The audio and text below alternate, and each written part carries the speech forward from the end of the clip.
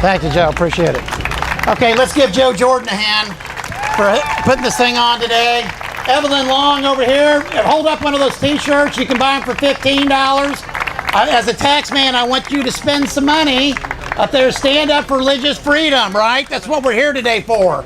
Now, Kelly Shackelford spoke earlier. I'm just a repentant Aggie Catholic tax assessor, okay? But if I can get what Kelly says, that means we've got to do something about it. Now, in Houston, a crowd this same size came to our Veterans Memorial Cemetery because the Obama-appointed administrator refused to allow religious organizations to pass out anything with God's name on it at a military cemetery. Okay? The people know. This was the case that Kelly had. Okay?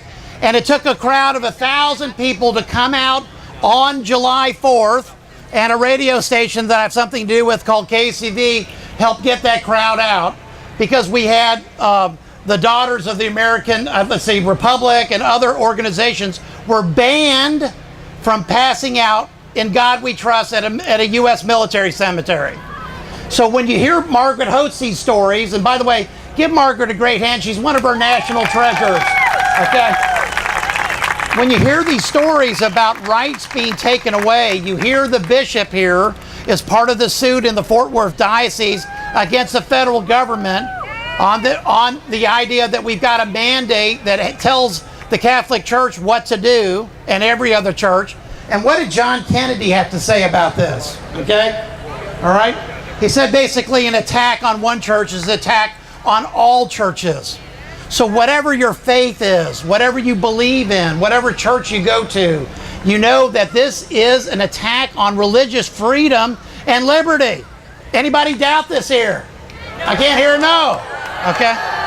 But like what Kelly's talking about, you need to send money to his organization too, we're going to have to stand up. So when the Catholic Church does the right thing in Fort Worth and they file suit against the federal government, say so. Let's hear it.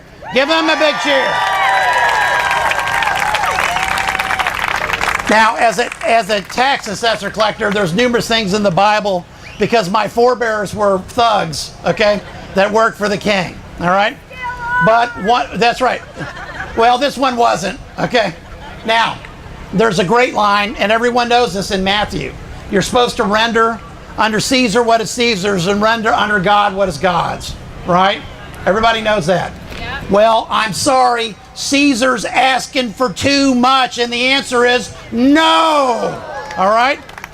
You know, we want our religious freedom. We want the ability to have, our worship and to basically conduct our insurance the way that is in our principles, and not in the government's atheist principles, but in the principle of God Almighty.